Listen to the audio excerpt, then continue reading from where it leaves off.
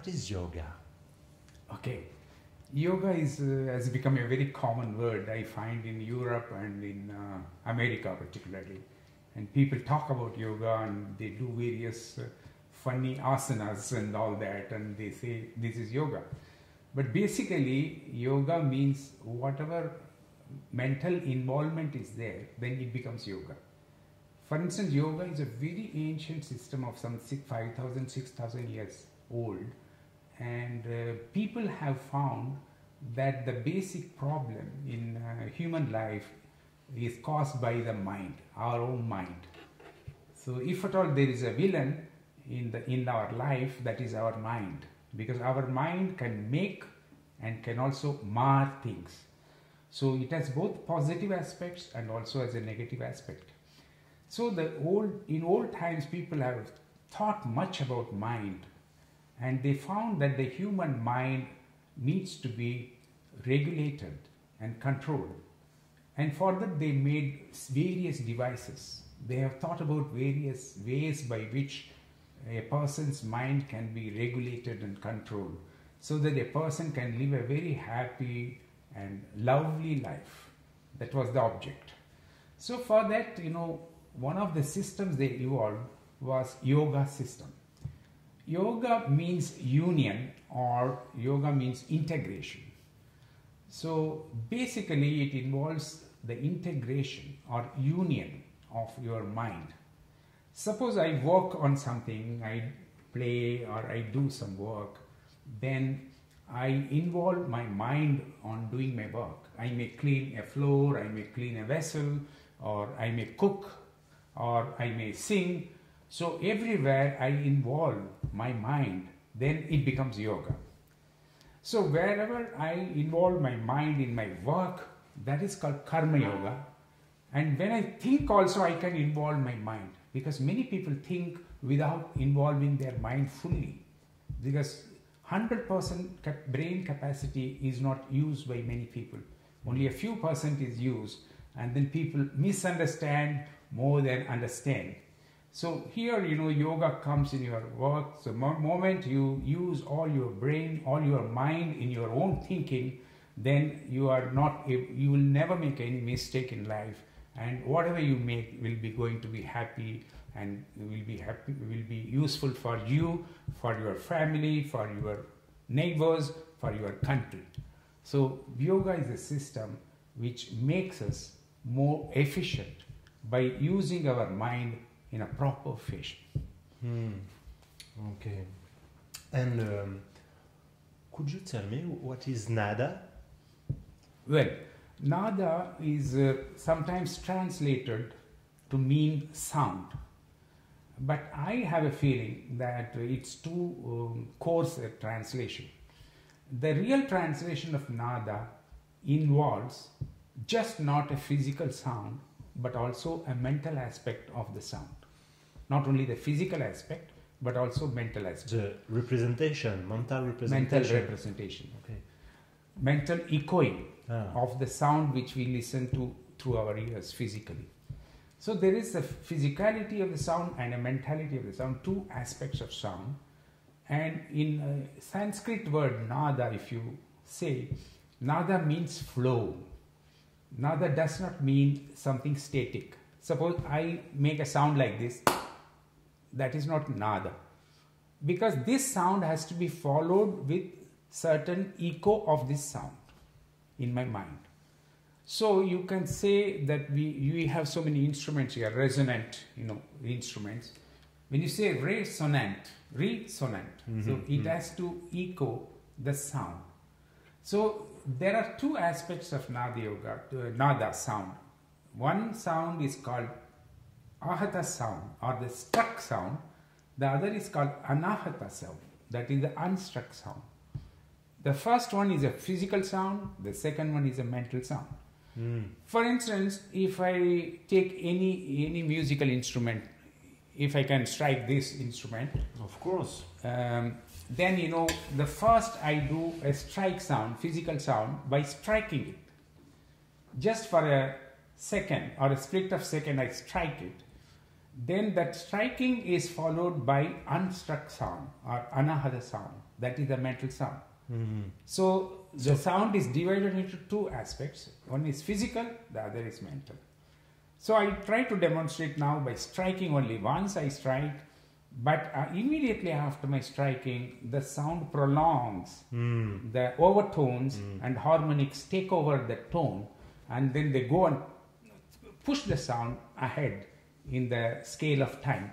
It may be for a few seconds, or it may be for a few nanoseconds, or it may be sometimes even if the instrument, like your bowl, Tibetan bowl you have, and if you do that, that goes even for a minute, that sound is prolonged.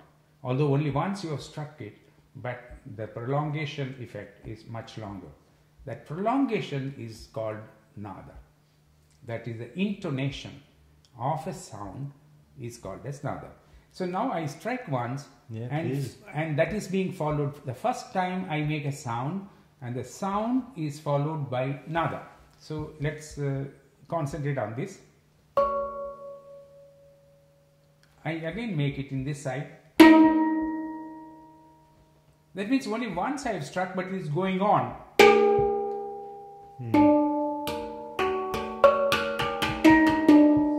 That is, even if I stop striking, then the sound is progressive.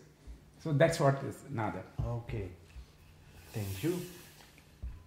So you talk about yoga, you talk about nada, yes. But what is NadaYoga?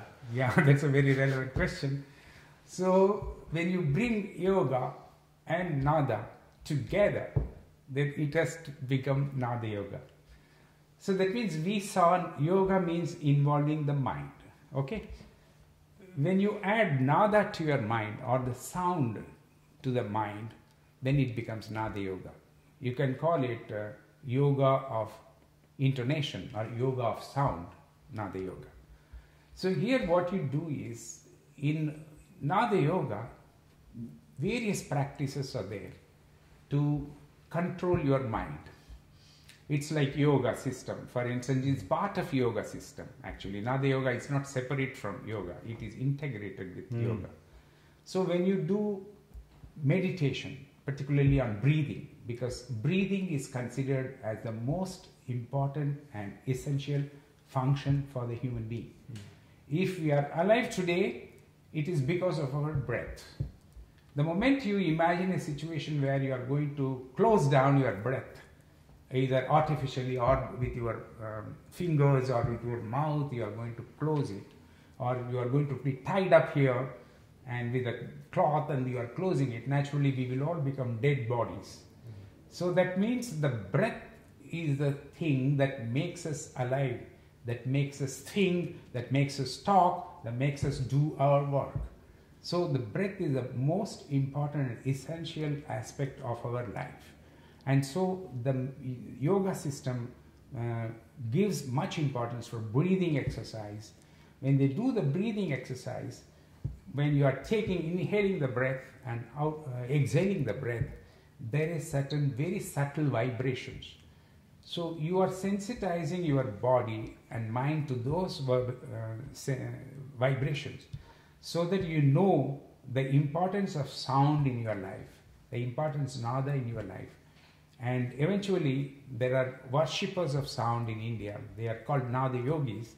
So they live most of their time only listening to this sound and absorbing these sound vibrations, and then they are feeling how their whole body is energized because of these sound vibrations. So they become very sensitive to the sound and they become yogis. Yogis means the people who have achieved through yoga.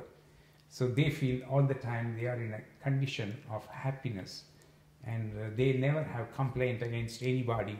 They never have complaints, and they always look at things in a very positive fashion, and they don't complain against anything, lack of it or anything like that. They develop a capacity to enjoy life better. It's incredible. That's a ultimate aim of all the yogic practice. Okay. And could you tell me a few words about chakras? Chakras, yes. What Chakras are very important energy centers. Like I was talking about breath. Breath is the life energy which we take inside our body. Now what happens is that in our body there is various physiological functions taking place, psychological functions taking place. So our brain is working, our heart is working, throat is working, stomach is working, kidneys are working, all the limbs are working. That means there is constant flow of energy in our body. It's a non-stop flow. Like nada, I said it's a flow. Flow means nada. So the same nada flows into our body like a life force, and then it activates our various aspects, our digestion or our sight, our sensations, our whatever we have with our environment. So here they have found there are seven important chakra centers in the body. 7 chakras. Starting from the basal chakra, the root chakra, that starts below the spine. We have a locus. It's not psychic centers. They are not physical centers, but they are psychic centers. So there, below the your vertebral column, there is a space that is assigned to as a root chakra. Then the second one is near your gonads. The third one is near your navel. The fourth one is near your heart. Fifth one is near your throat. Then the sixth one is near your forehead. And the last one, the seventh one, is on the crown, on the top of your head. So these are the 7 chakras. And in NadaYoga, each chakra is assigned with a note in an octave.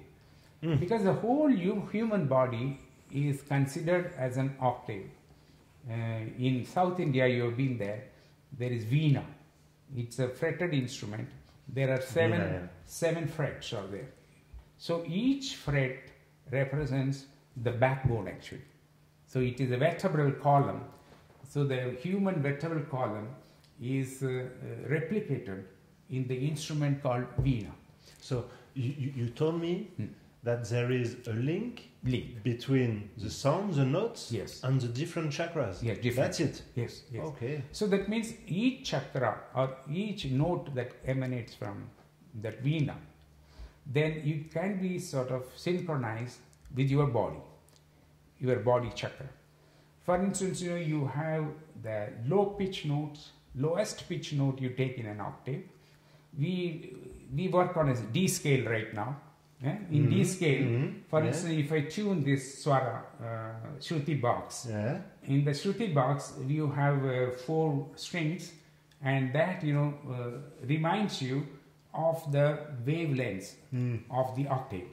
So I just switch it on, and you just concentrate on the sounds which are coming, because there may be different types of sounds are coming, overtones possibilities, harmonics will be coming. So you concentrate on that, and then you evolve a pattern. The raga is developed from this base.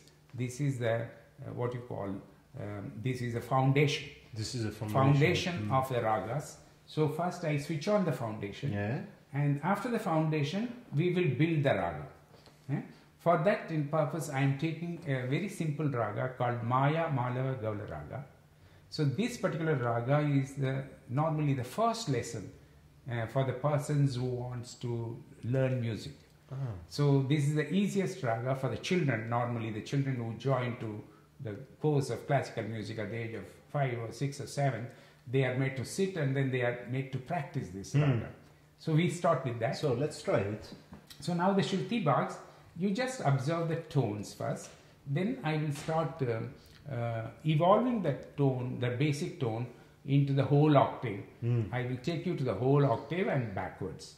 First we will ascend the raga, then we will descend the raga. Okay.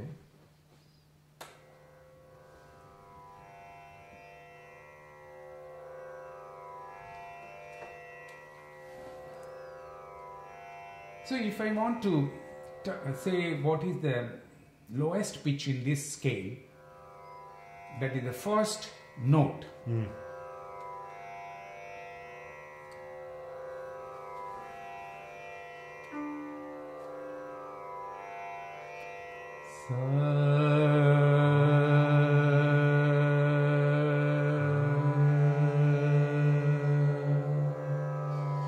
Then you take a deep breath and then slowly say sa. When you are saying that, you concentrate on your first chakra. That is the root chakra. Root chakra. So first note, we are synchronizing with the first chakra, which is in our base of the vertebral column, at the base. Take a deep breath.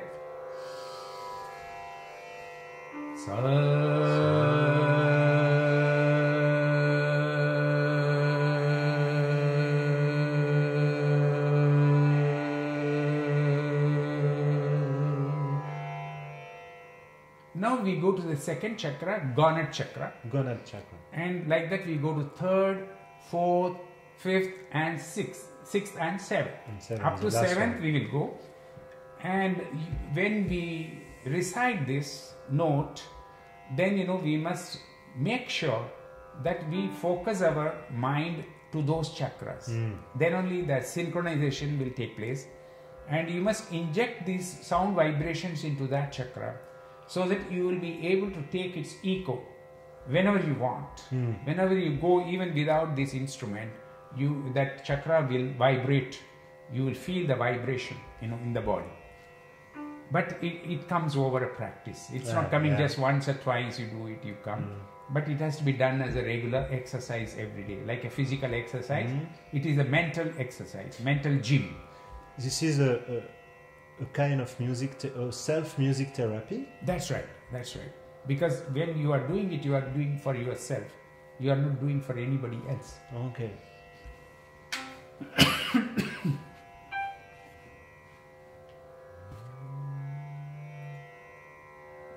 So I am taking to 7 swaras or 7 notes. I am taking to 7 chakras. Okay. So we start now. Yeah, I sing with you. Would you like to have this instrument, because this is also having some like Maya Mala Gaula, I noticed actually. Yeah. So I find this is working very well. So can you just check this, whether this first note is there in this? Sa, yeah, it is there. Re, ga, ma, pa, da, ni, sa,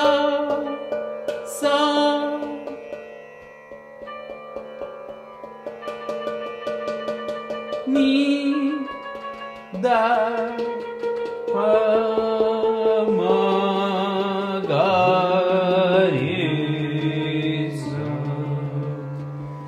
That's actually, as we are ascending, in this scale, our focus on our chakra should also ascend. So when we start with root chakra, and we are going to the crown chakra through the various chakras. So the first chakra we start and end with 7th chakra. 7th chakra. And then we come back. After 7th chakra, we go to a state beyond our human body. I will explain when we go there. That is the second part of the octave. The first octave, once you complete, we go to that octave. That is, it's something like a microcosm we are in. We go to macrocosm in that. Then we come back to life. So it is the practice. So let's start? Yeah, let's start. Take it. Yeah, with that you want to... Oh yes, Yeah. Wonderful. That will be more. That will be much better.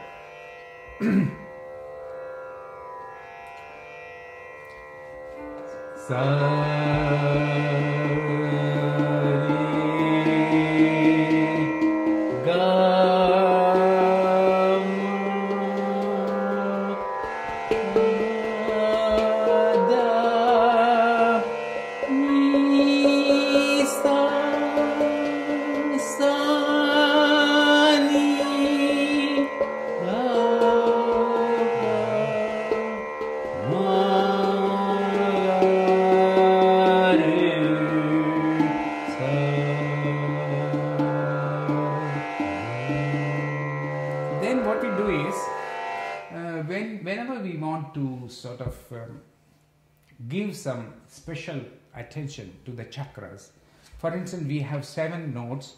In that, the middle note is this. Can you get that? This is the middle note. This middle note is called Madhyama in Sanskrit. Madhyama is middle. Middle means Madhyama. So Madhyama note is the central note, and this note, if you see the psychoacoustic feelings, what is the psychoacoustics about this note? In that it generates love, it generates compassion, because these are the qualities Buddha says are very important for human beings. Human beings should strive to develop the qualities of love and compassion, which is not only good for themselves but also for the whole society, for the whole world. So this is what the Buddha's conviction about this middle pathway, because Buddhism is based on middle pathway. So anything middle is better than the extremes. So this particular note, which is denoting love and compassion, we have used this note for many practices, many music therapy practices, for the people who are anger prone, who lose their tempo very fast. You know, nervous people. Some people, you know, they have the tendency to lose temper. And there are some children, you know, mentally retarded children with whom I've worked for last about 10 years. So they lose their temper very fast. They become angry suddenly. They will start even kicking you and all that.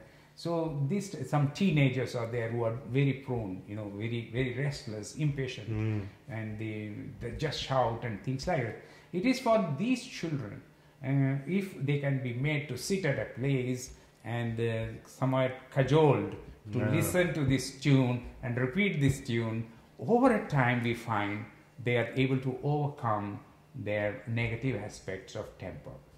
Because anger is sometimes very good in the sense that because you are angry, you are able to do very fast certain things. You know, you will take that willpower is very much there in anger. But the minus point with anger is that it is destructive.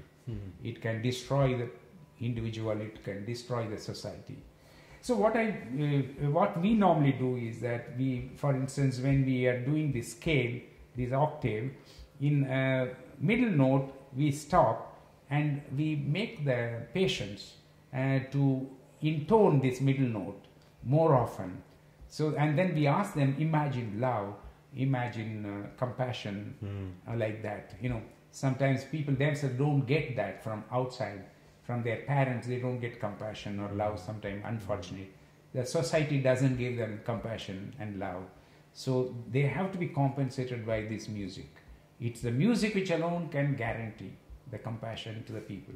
So we have found that not only with the teenagers, not only with the mentally retarded children, but also with prisoners, you know, many prisoners who have done some crimes in life out of anger, out of fitness.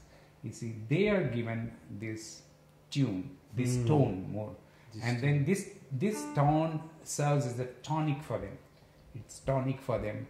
By absorbing this, they are able to overcome to a great degree. They are able to understand the human qualities. They are able to understand what is human love. They are able to sort of show also to others, to their colleagues, their feelings of love and compassion. So that, you know, we do something like this. Sarigama.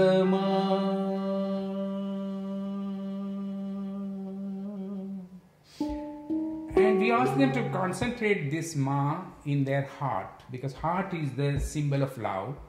So whenever they intone ma, then we say them, you should concentrate. Sometimes, you know, we also ask them with vowel sound. For instance, instead of saying sarigama, we say a a a a. I'll show it now.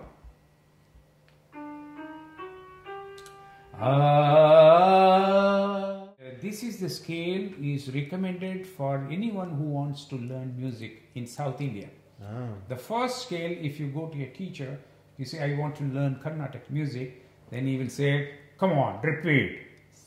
Sa, re, ga, ma, pa, da, ni, sa, sa, ni, da, pa, ma, ga,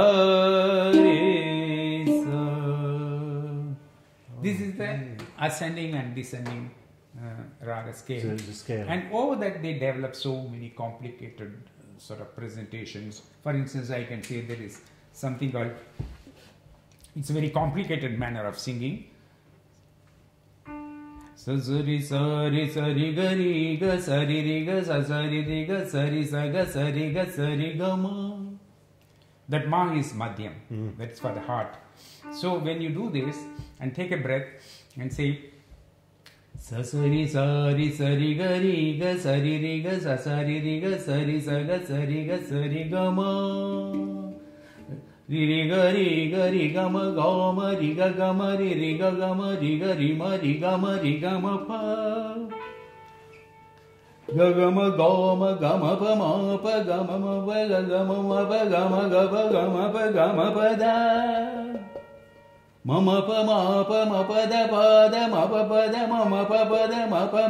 pa da ma pa da ni. Pa da ni da ni pa da ni pa da ni pa da ni sa. So that means various permutation and combination of these notes you are utilizing when you develop a sort of system with synchronization with your chakras. When you do this, you will find there is a lightening effect of those chakras which are synchronized with these frequencies. So it's a very beautiful experience, and that one can cultivate in life.